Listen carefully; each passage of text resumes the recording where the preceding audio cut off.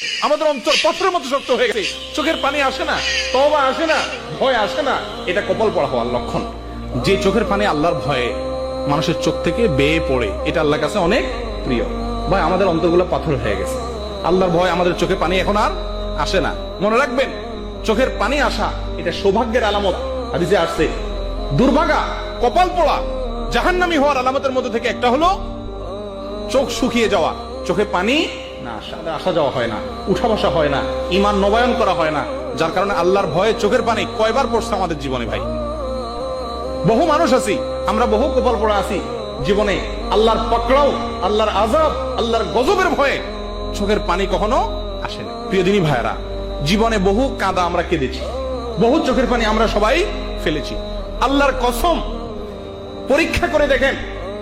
ইমাম আব্দুল্লাহ ইবনে মুবারক রাহমাতুল্লাহ আলাইহি বলেছিলেন, যেটার ফার্সিতে কবিতা আকারে একজন কবি বলেছিলেন, সালেহাতু সঙ্গে বুদি দিল খারাশ, আজ মুদে এক জামানা খাকে বাস। সারা জীবন তো পাথর হয়ে কাটালে গো, একটি মুহূর্ত জীবনের মাটি হয়ে দেখো কত মজা। বিশ্বাস করো, পাথর হয়ে কাটানোর মধ্যে মজা নাই, স্বাদ এবং সমস্ত মজা হলো মাটি হয়ে কাটানোর মধ্যে। শক্ত হয়ে থাকার মধ্যে মজা নাই, নরম হও, চোখের পানি ফেলো, আল্লাহর কাছে মাপ চাও।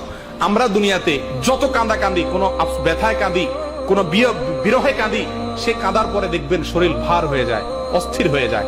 আল্লাহর কসম, পরীক্ষা করে দেখেন, আল্লাহর ভয় অন্তরে জাগ্রত করে যদি চোখের পানি ফেলতে পারেন, সেই কাঁদার পরে দেখবেন মন, মস্তিষ্ক, কল্প, অন্তর, মাথা সব ফ্রেশ হয়ে গেছে। আল্লাহর প্রিয় কাজগুলোর ভিতরে একটা হলো তওবা করে আল্লাহর ভয়ে ভীত সন্ত্রস্ত হয়ে নিজের গুনার কারণে চোখের পানি ফেলা। আল্লাহ তাআলা আমাদের সকলকে আমাদের বেশি থেকে বেশি আল্লাহর দরবারে রোনাজারি করার তৌফিক দান করে। এটা আজকাল সোনার হরিণ হয়ে গেছে, সোনার হরিণ হয়ে গেছে। ভাই, আমরা আল্লাহর ভয়ে চোখের পানি একাকী নির্জনে, রমজান আসছে, ইবাদতের মাস, আল্লাহর কাছে দুই হাত তুলে, হাত তোলা ছাড়া একাকী বসে নিজের গুনাহের কথা স্মরণ করে, এই গুনাহের যে শাস্তি আল্লাহ তাআলা দুনিয়াতে দিবেন সেগুলোর কথা স্মরণ করে অন্তত চোখের পানি ফেলার অভ্যাস করি। আল্লাহ, আপনি আমাদের সকলকে নরম হওয়ার তৌফিক দান করেন, আমাদের অন্তরগুলোকে আবাদ করে দেন, আমাদেরকে পাথর বানায়েন না আল্লাহ। আল্লাহ, আমাদের অন্তর যেন পাথরের মতো না হয়, আমরা শক্ত হয়ে গেছি। আল্লাহ, আমাদের সকলের অন্তরগুলোকে নরম করে দেন।